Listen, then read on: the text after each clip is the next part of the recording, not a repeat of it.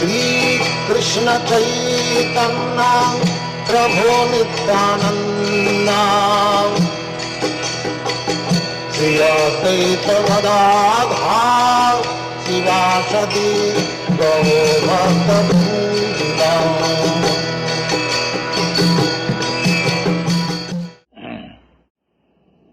The Lord has appeared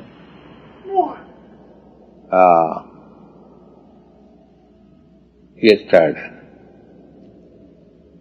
4th March, not exactly 4th March, it is called, according to Vedic calendar, Gour Purnima, the full moon day of the month of Phalgun. Phalgun means up to 15th March. From 15th February to 14th March is the month of Phalgun, according to Bengali calendar. And on the month of Phalgun, the full moon day, full moon night, is the appearance tithi or occasion for Lord Chaitanya. Lord Chaitanya appeared on the Phalguni Purnima. Purnima means full moon. And Phalguni means the month which is called Phalgun, which is calculated from 15th February to 14th March. So, after the appearance of Lord Chaitanya, there was great ceremony. All the inhabitants of Navadvip, his father, Lord Chaitanya Mahaprabhu's father, was not very rich man, but was very respectable Brahmin. The Brahmin community, especially in those days, 500 years ago, the Brahmin community as a whole community, they are not very rich because they did not care for material opulence. That is the specific quality of Brahmins. There are 4 classes of men all over the world. People, they are interested for success of this human form of life. They are called Brahmins. And the next class of men, they are interested for political power. Next important class. First important class men is called who are seeking success of the human form of life. And the next class, they are seeking success to become very rich within this material world by political power. Another next class is trying to be successful by material opulence, by earning money in the mercantile community. First class, second class, third class. They are third class. And the 4th class men, they are called Shudras. That means they have no other ambition than to fill up their belly only, that's all. They have no intelligence to become Brahmin, neither to become Kshatriya administrator to occupy political powers, neither they have energy to become very rich businessman or industrialist. Therefore they are called 4th class men. So, that division is there all over the world. Either you name differently, but these four classes of men are there. Either in India or in America or Hawaii or Japan or everywhere. If you divide all people, you will find one class of men, they are not interested with this opulence of material happiness. They are seeking philosophers, learned scholars, scientists, religionists, reformers. Their business is different. So, naturally, the Brahmin class of men, they are not very rich, are always, because they do not endeavor for material opulence, apparently they look very poor. But actually, they are rich in knowledge. But people do not care for knowledge, at the present moment at least. They care for material opulence. They think that this life is meant for highest grade of sense gratification. That is the general thinking. In this city, any city you go, they are struggling very hard. Everyone is trying to get very rich, to get monetary power, so that they can satisfy their senses. Just like I hear from my students that this island, Hawaii, is meant for tourists. Tourist means they are all rich class of men. They come here to spend money for sense gratification. That is the way of civilization, the modern civilization. Earn money at any cost, at the risk of all advancement of life, enjoy. So this is not new thing, but at the present moment in this age, this mentality has increased very disproportionate. So when I came to the compound, to the yard of this house, I was very happy to hear the chanting Hare Krishna. Because in this great city of sense gratification, at least in one corner there is the vibration of Hare Krishna mantra. Today, of course, we find that our this small endeavor to praise this Hare Krishna mantra is not very successful, but it has got the potency. If the workers try for it.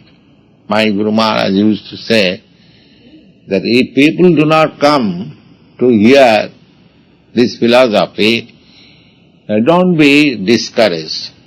You sit down in a room and try to preach, the four walls will hear you. But don't be disappointed. So, there is no cause of disappointment, but this is today is very important day. Lord Chaitanya's birthday ceremony, at least in India, especially in Navadvip, there is very, very great ceremony today. Thousands and millions of people are gathering to observe this important ceremony. So ceremony, apart from ceremonial function, let us try to understand the philosophy of Lord Caitanya. So, Lord Caitanya thought it, not thought it, this is a fact, that this sort of life, seeking material happiness means sense gratification. That's all. Actually, according to Bhagavad Gita, not according to Bhagavad Gita, that is a fact. According to any authoritative statement, sukham attantikam jattat atindriya grahyam. Sri Krishna says that sukham attantikam. Attantikam means the super happiness. Attantikam, that which you cannot excel more. That's the final point. That sort of happiness is not possible to achieve. Happiness, first of all, you must understand, happiness means sense gratification. Happiness. You can understand it very easily. If I get some nice food stuff, because it satisfies my taste, palate, I feel happiness. Oh, very nice food I am eating. Similarly, you take any of your sense organs, when it is satisfied according to the sense object, it is called happiness. So the sum and substance of happiness is to sense, satisfy the sense. But Krishna says that sukham attantikam, the supermost happiness can be achieved not by these senses, but atindriya. Atindriya means transcendental sense. Just like at the present moment, our senses are gross material senses.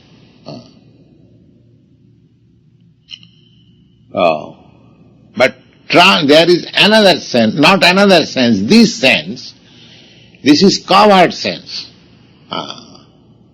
Suppose he'll be able to understand, now I want to touch some soft place to enjoy the sense of this hand, touch sense. But if the hand is covered with gloves, I cannot enjoy that sense so nicely. You can easily understand. The sense is there, but if it is artificially covered, then even the facility is there, I cannot enjoy the sense perfectly. Similarly, we have got our senses, but our senses are not covered by this material body. Krishna gives us indication in the Bhagavad Gita that the super happiness can be achieved by that sense, not this covered sense. Covered sense, you cannot enjoy the happiness superbly. Sukham attantikam ja tat atindriya graham. Atindriya means transcendent, not this covered sense. And Krishna consciousness means we have got consciousness, everyone is conscious. But that consciousness is covered consciousness. So we are trying to clear the consciousness. without any cover, without any collar. Just like there is water, pure water, take sea water. It is very clear. But if you take a clear water and if you color it, then it is colored water, it is not pure water. Or if it is not distilled, if you add some chemical, sugar or salt, then the taste is different. That is not the real taste of water. It's like if you thirsty, if you want water, if I give you some adulterated water, you are not satisfied. If you get clear water, pure water, then your thirst is quenched. Oh, I am satisfied. Because the taste is there in the clear water, not in the covered water. Similarly, Krishna says, Sukham attantikam jat, that super happiness, super sense gratification can be achieved by your transcendental sense, not by these covered sense.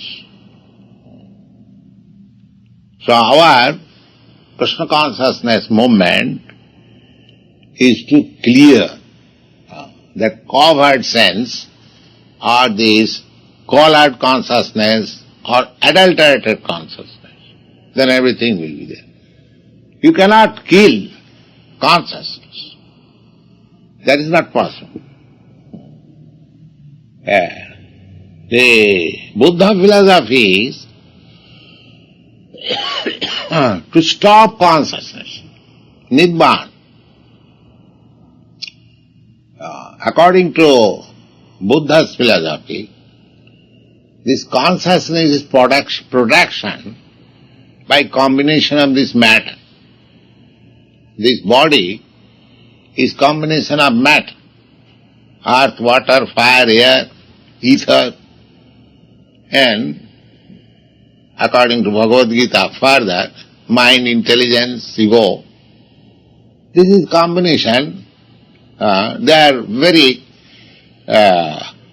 finely analyzed by the Sankhya philosophy system, by Vedic system, into 24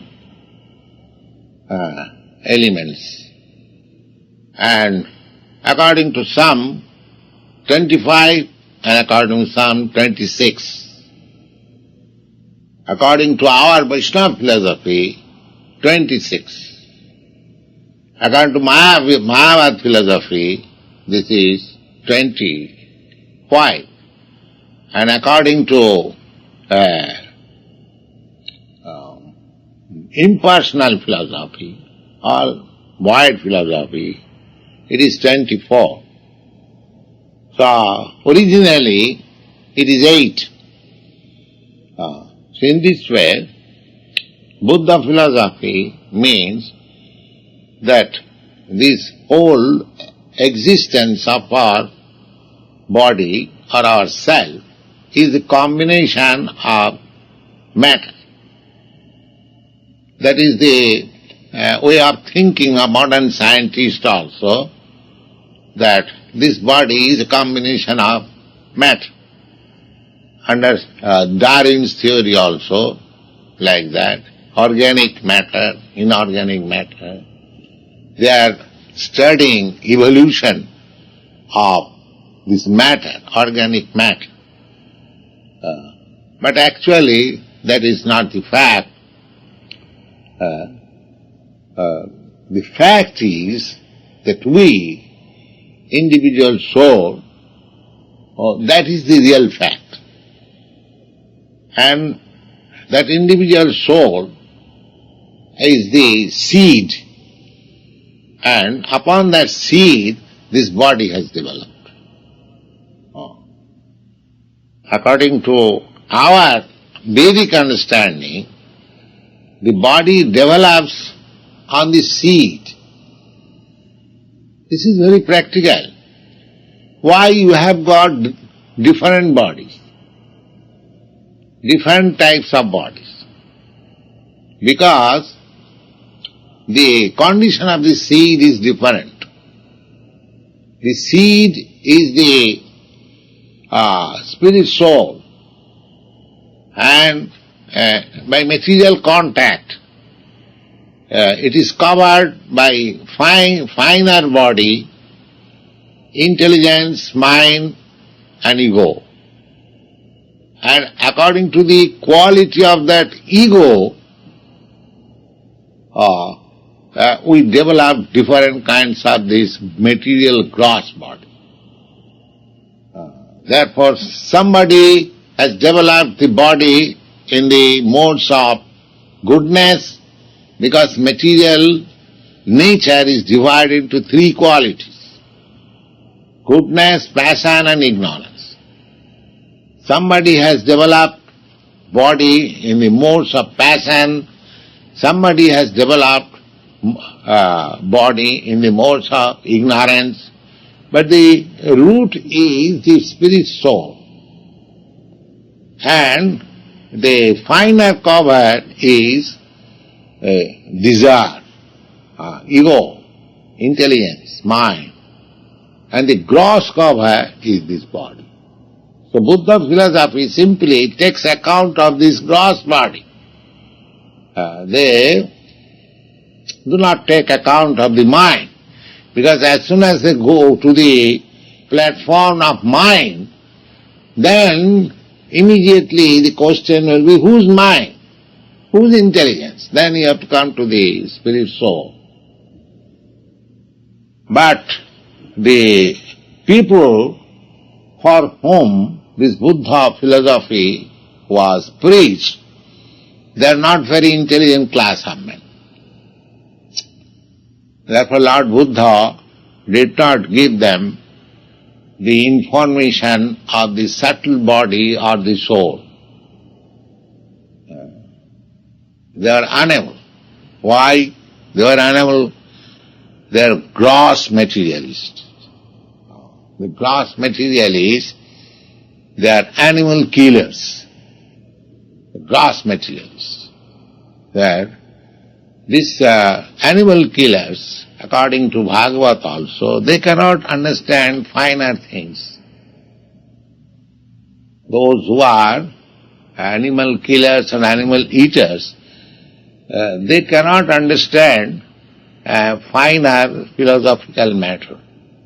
Their brain is gross. Therefore, they are much inclined to mechanical way of life. Machine is gross. You see? We therefore forbid our students not to be meat eaters, because by refraining yourself from meat eating, you'll have and you'll develop finer. Not only refraining from meat eating, that is one of the conditions. There are other conditions also, but this is one of the conditions. Parikshit Maharaj said, this Krishna consciousness movement is understandable by liberated class of men. Liberated class means above the Brahmins.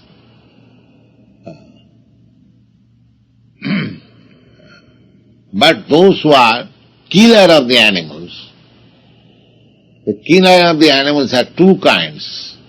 One gross killer, killing cows, goats, chickens, these so many. Gross killer. Another killer is soul killer. Soul killer means those who do not take any care for the soul. They are taking care of this gross body. So there are different kinds of philosophies in the world. But Lord Chaitanya's philosophy is the super philosophy. Superphilosophy means, why superphilosophy? Just like Lord Buddha's philosophy is, there is no acknowledgement of the Supreme Personality of Godhead or any God. His philosophy is this the body, our material, this present condition is a combination of matter. So you dismantle the matter by meditation. You disperse the matter. Let the earth go to the earth. Let the water go to the water. Let the fire go to the fire. Let this ether go to the ether, the air, because this is combination of earth, water, fire. So disperse it. When go to the total water, total earth, total air, then just like you prepare a doll. You take little earth, you take little water, you dry it in the air, and then you burn it in the fire, and it becomes a doll. You see, that means you take all the help of all these ingredients and it appears. Similarly, this body has appeared in that way, by combination. So if the doll is broken, then in due course of time, it mixes again, thus thou art, thus thou beest, again mixes with the water, earth, the air. There is no. So as soon as it is dismantled and dispersed, there is no more consciousness or the feelings of happiness or distress. Because we are all concerned with the feelings or consciousness of happiness and distress. Everyone is embarrassed. Everyone is trying that I shall become happy in this way. So that means he is feeling distress. So, according to Lord Buddha's philosophy, these feelings of happiness, distress is due to this combination of matter. So you dismantle this matter, material, there will be no more distress and Nirvana. Finish. Nirvana means finish. But I am to say, for that development, Shankar, he says, no, matter is not all. This is false. Matter has grown on the platform of spirit. Brahma Sattva Jagan Mithya. And the Vaishnava Acharya said, yes, spirit is the basic principle. Matter is false, that's all right. But that spirit is not void. There is spiritual construction. As in the material world, there is material construction. In the spiritual world, there is spiritual construction. So that spiritual construction is not known to other philosophers than the Vaishnava philosophers. So the Lord Chaitanya's philosophy, that is the greatest contribution to the world, that these living entities who are hankering after happiness by different process, by material process, by a philosophical process, by mental concoction or mental process, they are trying, and Lord Krishna also said, they are trying, but that happiness is available when your senses or consciousness are pure. The same philosophy is also Lord Chaitanya's philosophy. He says that Jiver Swarupa Nitya Krishna Das. What is that pure consciousness? Krishna said that happiness can be achieved in pure consciousness or when your senses are transcendent. He gave hint. Not only hint, he practically suggested also that you simply surrender unto me. So, Lord Chaitanya said the same thing. Lord Krishna said, as the Supreme Lord, He commanded. He has got the commanding power because He is the Supreme God. That you surrender unto. Just like some superior, the teacher or father or king says, you must do it. But there is force. The state says you must do it, but if you do not do it, then there is force. Just like this draft board, the demanding that you must join. If you don't join, there will be force. You will be forcibly joined. So here in the Krishna's order, because he is Krishna, he is the Supreme Lord, there is no force. There is voluntary. He says that this is life.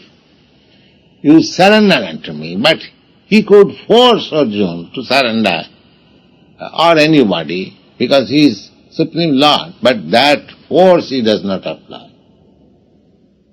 Because he has given us little independence. Therefore, if he forces, then his gift of independence is misused from his side.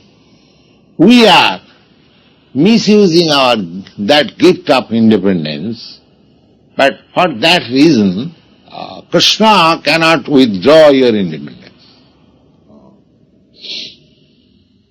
Just like you are independent citizen, if somebody misuses that independence, he becomes a criminal, but still the independence continues. You are criminal, you are punished, again you are set free, that means you are given again independence.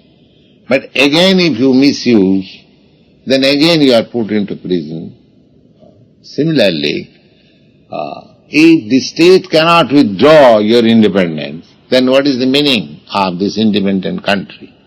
How God can withdraw the independence He has given to you? That He will not withdraw. It is up to you to use your independence properly. That proper use of independence is to surrender unto. We are suffering, we are manufacturing so many philosophical ways, but the actual position is, that is the statement of Bhagavad Gita, that we are part and parcel of Krishna, God. We are not working according to our particular duty, just like this finger is part and parcel of my body.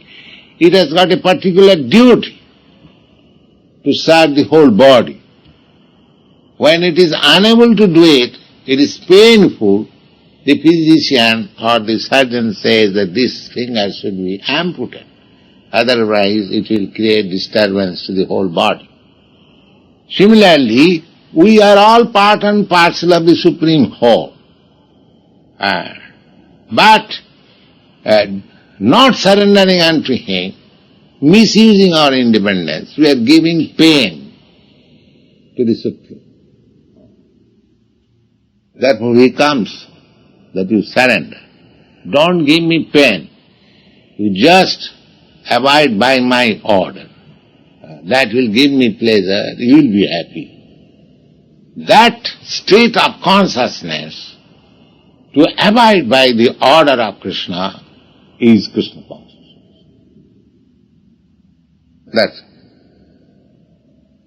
So Krishna comes personally to canvass that this is not your proper order of life. You are misusing your independence for sense gratification and wandering through various types of transmigration of bodies, Sometimes human body, sometimes dog's body, sometimes cat's body, sometimes demigod's body, sometimes rich body, sometimes poor body. So, you stop this business. Krishna says, Sarva dharman parityaj. You have manufactured so many duties. That duties means you are manufacturing so many bodies. That's all. Why you have got different types of bodies? We have manufactured it. God has given us facility. I wanted to become such and such. He has given us facility. All right, we become such and such. If I want to become a tiger, God will give me all the facilities to become a tiger. He'll give me facilities, paws and nails and teeth, so that immediately I can capture any animal, and with the instruments which is provided within my body, I can immediately scratch it into pieces and eat. Similarly, you see the cranes, they have got big beaks. Why? Because they have to catch fish from within the water.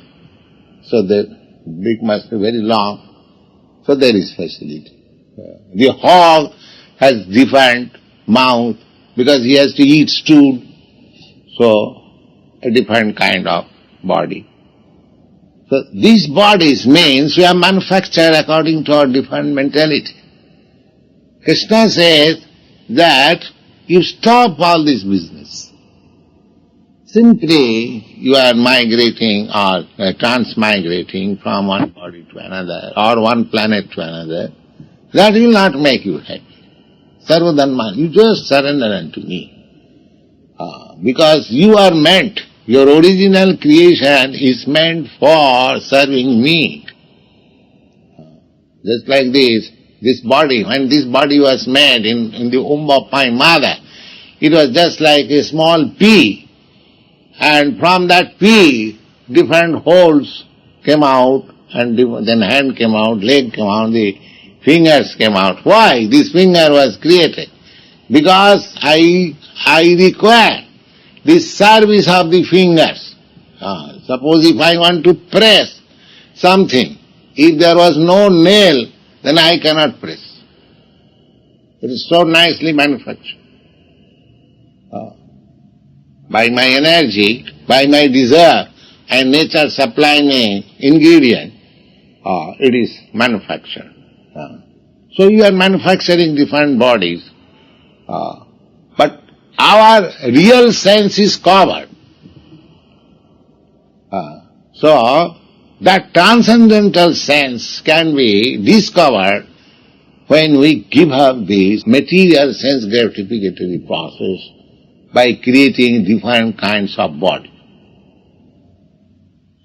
So that is the profit of Krishna consciousness.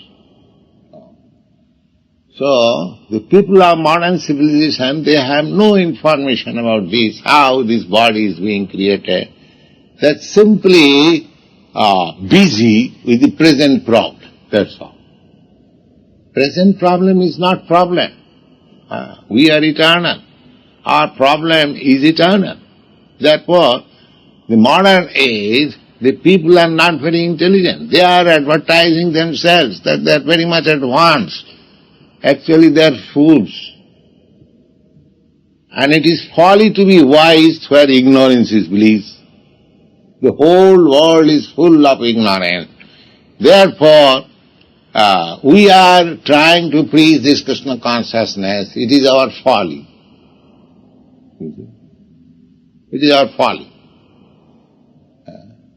The crying in the wilderness. But we cannot stop this business. You see? They may think that why you are nonsense people, you have given up everything, you are chanting Hare Krishna, you are all fools, you are not enjoying life. They may say like that, but because we have nothing to do with them, our business is to satisfy the Supreme. That is my real sense gratification. I have got my senses. As soon as I use it for my satisfaction, it is material. And as soon as I use them for Krishna's satisfaction, it is spiritual. That's all. Try to understand the distinction between material and spiritual. Material means this, I have to act. Acting means I have to act with my senses, with my desires, with my thinking, feeling, willing, so many things, because that is original. You cannot stop your thinking, feeling, willing, working, because that is your original nature. You are living entity. If you have no thinking, feeling, willing, desire or working, then what is the difference between you and the stone? You are not stone. Some philosophers are trying to make you stone, but that is not possible. You cannot become stone.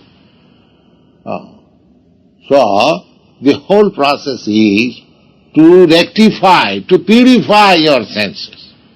And the purified sense means, instead of using the senses for this so-called material happiness, one has to utilize the senses for happiness of Krishna. That is purified sense. The example, the vivid example is Arjuna. Arjuna was not willing to fight to satisfy his senses. He thought that if I do not kill my brother or nephews or my grandfather or my teacher, the other side, that will make me happy. If they are killed, then where is my happiness? This is material calculation, because he was giving more importance to the material body. What is his brother? What is his grandfather or teacher? He was seeing the material, just like what is our calculation. I am thinking somebody my friend and another body as my enemy. Why? Because I make distinction on the bodily platform. I say, American, they are my friends. Russians, they are my enemies. Why? What is the platform of this distinction? The platform is body. Because one has got the Russian body by somehow or other, another body has got American body. I am making distinction. So, this distinction is on the material platform. On the spiritual platform there is no such distinction, because it is simply spirit. Vidya vinaya sampanne brahmane gavihastane sunicheta sapakecha pandita samadha. One who is pandita. Pandita means learned. He does not make any distinction between a learned Brahmin or a dog or a cat or a cow, because he sees the spirit. So we have come to that spiritual platform. We have to give up this sense gratification process, and that is the teaching of Lord Chaitanya. And Chaitanya Mahaprabhu practically demonstrated how to adopt that life of pure sense gratification or pure utilization of the senses. He said, Jive Sharupa Nitya Krishna Das. Jive Sharupa, I mean the real nature of the living entity is eternal servitor, eternal servant of Lord Krishna. The same thing. What Krishna taught in the Bhagavad Gita, Chaitanya Mahaprabhu taught also in his this Bhagavad Dharma teaching, and practically he showed how to do it. That is his specialty. Lord Krishna said, Sarva dharman parityajya mamekang saranang bhaja. You give up all your material engagement, simply just surrender unto me. I shall give you all protection from all reaction of your past sinful activities, because we are creating our next body in this life. So if we become sinful, or if we act only sinful activities, then we get next body, a very lower class of body. Even as the jar in the stool, you see, there are so many varieties of bodies, and if we act nicely, piously, then we get better body. Urdham gacchanti sattasva. Those who are acting, those who are situated on the platform of goodness, they are promoting their existential status in higher planets. Urdham gacchanti sattvasthya madhye tishtanti rajasa. And those who are in the modes of passion, they will remain here. And jaganna gunavittistha adho gacchanti tamasa. And those who are very addicted to all abominable habits, they are clearing their way to hellish life. So, to abominable life is these four principles that we are trying to avoid. So Lord Chaitanya's teaching, the sum and substance of his teaching is to understand that we are eternal servant of God. And if we immediately engage our energy to satisfy Krishna, then immediately we are transferred to the spiritual platform. And if we stick to that activities on the spiritual platform, then, as assured by Lord Krishna, then after leaving this body, we go back to Krishna, Vrindavan, go back to Godhead, back to home. That is our peaceful, eternal peaceful life. We should endeavor for that. Thank you very much. Where is that girl? See? Why does Krishna have an external energy? Why not? First of all, say why not? Why? What is your objection? Well, if he's pure, everything bad in his... He's pure. He's pure, always pure. Suppose you are very nice girl, nice. And because you pass some urine or stool, does it mean that you are bad? Does it mean? Then?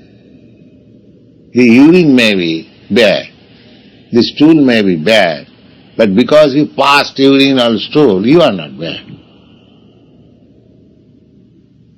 Is it clear? Krishna has got this external energy, that does not make Krishna bad. Try to understand it. If somebody asks you, oh, you are so nice, girl, nice, why you are passing stool and urine? Is that any argument? I am just speaking on the argument side. Is that any good argument? That because you are very good, you shall not pass stool and urine? Or because you are very good, therefore your urine and stool also be very good? Is that any argument? So similarly, if Krishna has created this external energy, that is for his satisfaction, that's all. But why should you take, if we are confident about Krishna's goodness, why should he bother about Krishna's stool and urine? Why not directly Krishna? Let Krishna pass any amount of stool and urine. We have nothing to do with that. So let there be external energy. You have nothing to do with that. You cannot say, oh, Krishna is all good, therefore his urine and stool. Just try to understand. His urine is also good. That's a different thing. I mean to say, if this is an argument that because Krishna is good, he should not pass urine and stool, there is no argument. It is not external energy is not affecting Krishna. Urine and stool is affecting, there are some worms, they are very much attracted with the stool. You see? They are also creatures of Krishna. Similarly, this material nature, external energy of Krishna is Krishna. There is undoubtedly it is Krishna. But that one class of living entities, they are attracted by it. You see? We should not be attracted. That should be avoided, because we are not going to be worms of the stool. Krishna, if he cannot,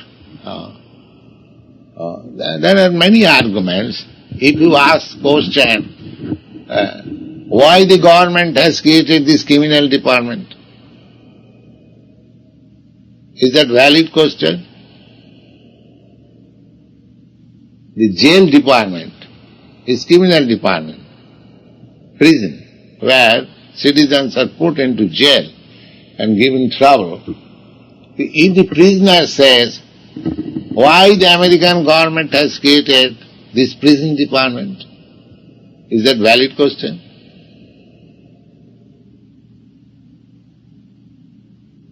The American government may create prison departments that by why you are interested there. Why you are going there. The real position is, because you are criminal, therefore government has to create such department.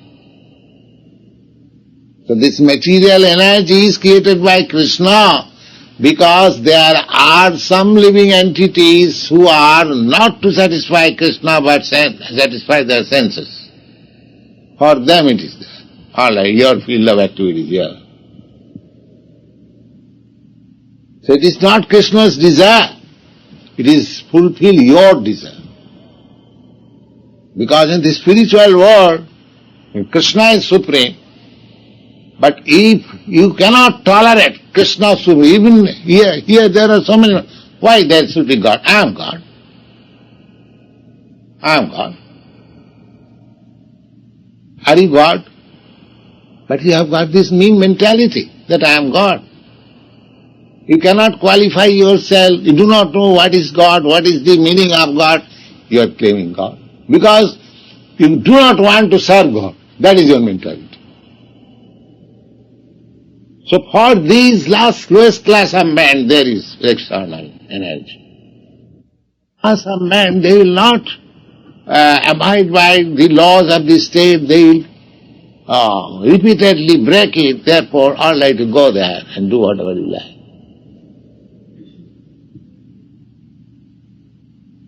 That is not government's intention, that people go there and indulge in unrestricted gambling. And there, that Mr. Bhattacharya told me that sometimes some rich man goes there with all his wealth and stake it, and when he's lost, he fires himself, and the gambling manager pulls him down and throws him away. There is no law for such killing or such homicide or anything. Do whatever you like. You see? So there is a class of men. Just like a liquor shop. Liquor shop is licensed by the government. Does it mean the government is encouraging that you become drunkard? But government is giving this license because there is a class of men who must drink and If they will violate also, all right, let them have.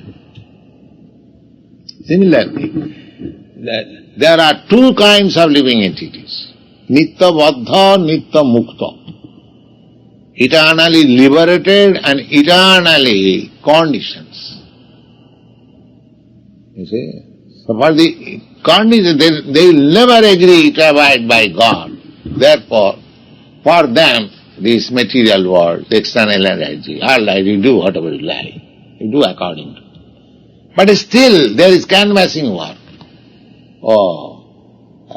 God sends His Son to canvass. This is not your right engagement. Please come back to home, back to God. Krishna comes, God Himself comes. He sends His devotees. He comes as a devotee. Just to again reclaim them. But they are so stubborn. They will not give up this habit.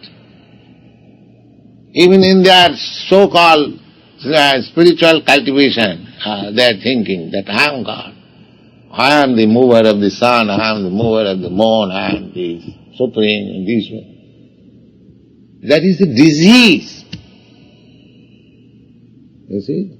So as for the diseased person, there is a hospital. There is operation is going on, so many severe things are going on. Similarly, for the criminal, there is prison department. So it is not the government's desire that there should be a hospital or a prison house. They can save so much money. But the people want it. A class of men, third class men, they want this. They want to be diseased, they want to be criminals. So there must be some department for them. Just like Monte Carlo.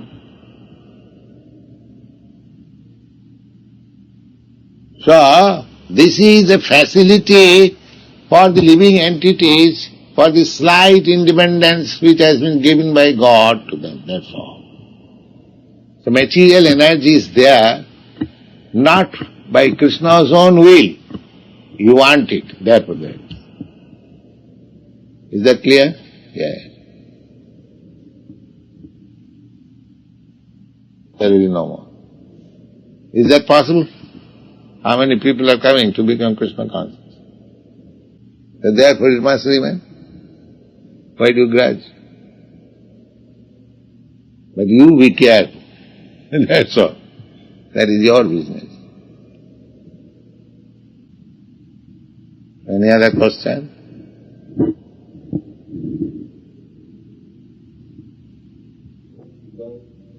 Withdraw that independence. Can we request Krishna to force us to surrender to Him due to our condition? Yes, you can request Him. And he sometimes forces. He puts in such circumstances that you have no other way than to surrender to Krishna. Yes. There is special favor. There is special favor. My spiritual master wanted me to preach, but I did not like it. But he forced me. Yes. That is my practical experience. I had no desire to accept the sannyas order and preach. But my spiritual master wanted it. I am not very much inclined. But he forced me. That is also done. That is special favor. When he forced me at that time, I thought that, what is this? What, I am committing some mistake or what is that? I was puzzled. But a little after I could understand that it is the greatest favor shown to me. You see? So when Krishna forces somebody to surrender, that is a great favor. But generally he does not do so. But he does so to a person who is very sincere to Krishna's service, but at the same time he has got slight desire for material enjoyment. In that case he does. That this foolish person does not know that material facility will never make him happy, and he is sincerely seeking my favor. But he is foolish. Therefore, whatever resource, little resource he has got for material enjoyment, break it. Then he will have no other alternative than to surrender it. That is stated in the Bhagavad Gita. Hey, Srimad Bhagavad. Jasyam anugranami harisita dhanam sanai. Krishna says that if I do somebody special favor, then I make him poverty-stick. I take away all his means of sense enjoyment. You see? That is stated in the Srimad Bhagavatam. Because here in this material world, everyone is trying to be happy by earning more money, by business, by service, by this way, that way. But in special cases, Krishna makes his business or service unsuccessful. Do you like that? At that time, he has no other alternative than to surrender to Krishna.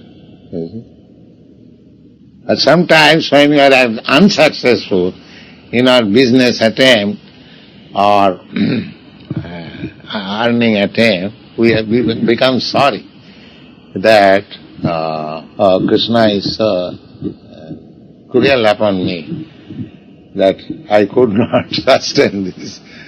But that is his favor, a special favor. We should understand like that.